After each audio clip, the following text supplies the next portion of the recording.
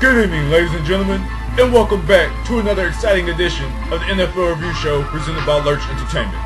I'm your host, Sean Jones, and I look forward to bringing you all the action that was Week 5 in the NFL. So sit back, relax, and enjoy the show. We begin this week's action in Buffalo, where the Buffalo Bills welcomed in the Philadelphia Eagles. And the Dream Team had all the hype over the summer. But folks, they just have not shown anything on the field, as they fall to the Bills 31-24. The Bills improved their record to 4-1, while the Eagles fall to 1-4. We head next to Indianapolis, where the Indianapolis Colts welcomed in the Kansas City Chiefs. And it looked like the Colts were on the way to getting their first victory of the season, but then, we all know what happened next. The Chiefs find a way to score 14 unanswered points and defeat the Colts 28-24. Chiefs improved their record to 2-3, while the Colts remain winless. We'll head to Minnesota, where the Minnesota Vikings welcomed in the Arizona Cardinals.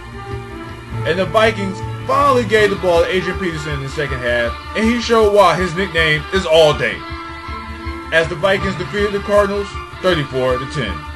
Both teams are 1-4 in the season.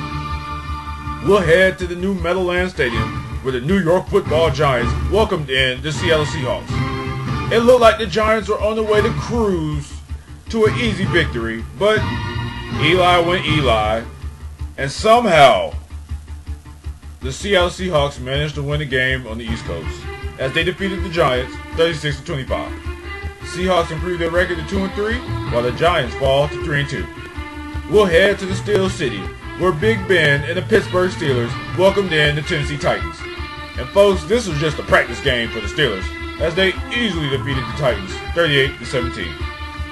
We'll head to Charlotte, where the Carolina Panthers welcomed in the New Orleans Saints. And it looked as though the Panthers were primed to upset the Saints, but then Drew Brees went Drew Brees in the fourth quarter, leading the Saints on the game-winning drive, and they defeated the Panthers 30-27. Saints improved their record to 4-1, while the Panthers fall to 1-4. We'll head down south to the state of Florida, where the Jacksonville Jaguars welcomed in the Cincinnati Bengals. This game was a pivotal tip for the Bengals if they wanted to remain in contention in the NFC North, and they came out and took care of business, defeating the Jaguars 30-20. Bengals improved to 3-2, while the Jaguars fall to 1-4. We'll head to Houston, where the Houston Texans welcomed in the Oakland Raiders. This game was very emotional for the Raiders, as Al Davis recently passed on Saturday, and the Raiders wanted to win this game for him, and they did just that, defeating the Texans 25-20 on the goal line stand. Both teams are 3-2 in the season.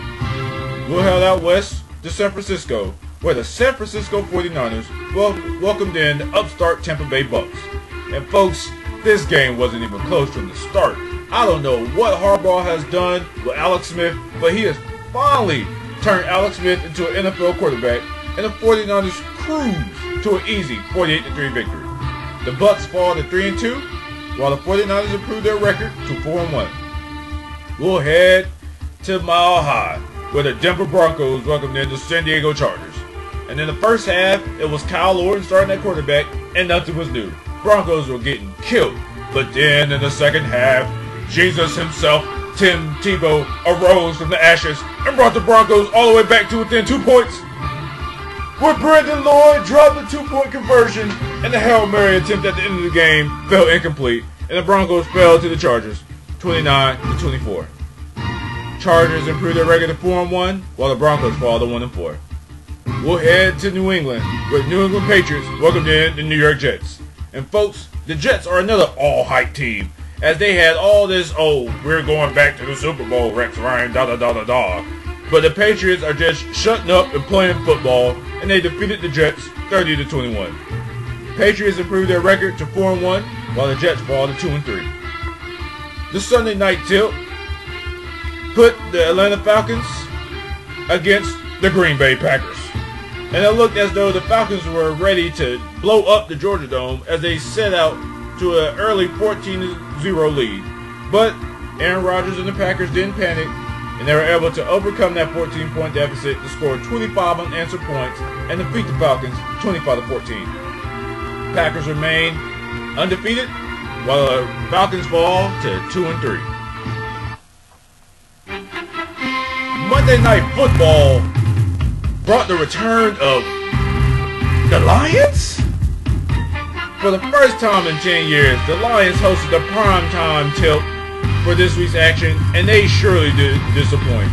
As Megatron lit up the screen, and the Bears' cover 2 defense was no match, and the Lions beat the Bears on Monday night, 24-13. The Lions remain undefeated on the season, and the Bears fall to 2-3.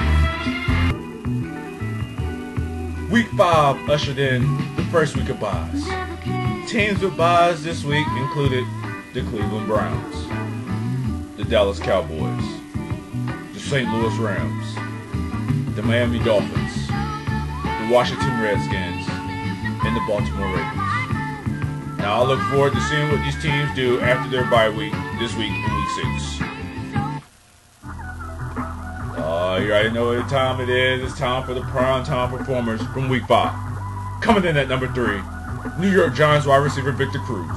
He had 8 receptions for 161 yards and 1 touchdown. He would have been higher on the list, but he did have the pivotal interception that sealed the deal for the Seahawks. At number 2, all day himself, Minnesota Vikings running back Adrian Peterson. He had 29 carries for 122 yards and 3 touchdowns. And this week's number 1 performer, the tower that is Big Ben Roethlisberger. He carved up the Titans defense, going 24 for 34 for 228 yards and 5 touchdowns.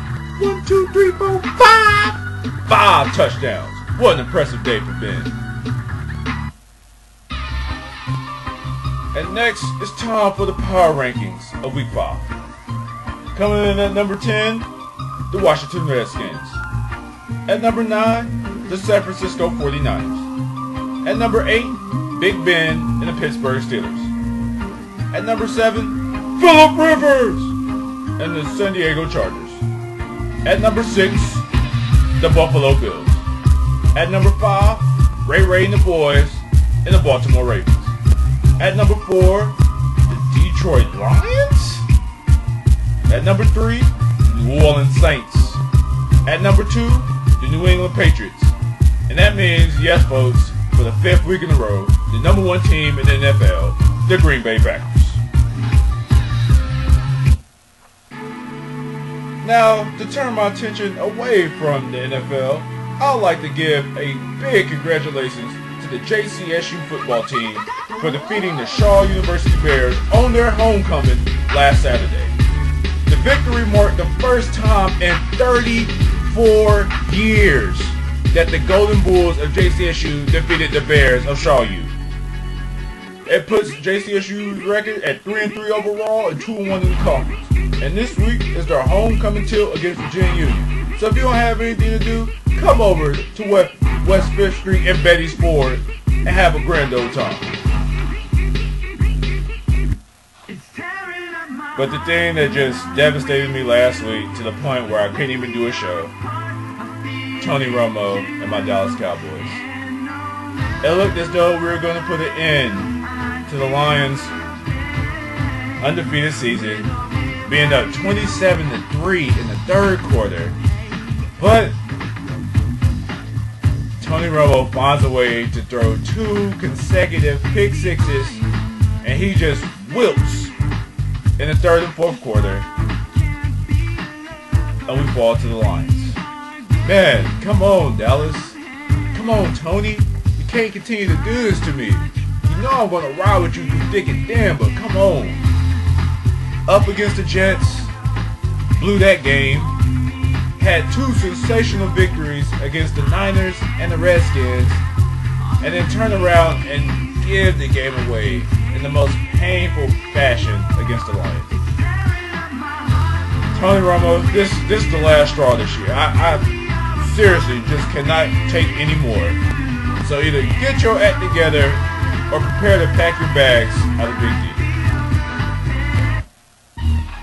Well, that wraps up another exciting edition of the NFL Review Show. I hope you enjoyed it, because I enjoyed bringing it to you. And I look forward to seeing you all next week for week 6. I'm not going to take a bye week, so you shouldn't either. So for everyone from UNC Charlotte and the Athletic Training Program, I'm Sean Jones saying, be easy.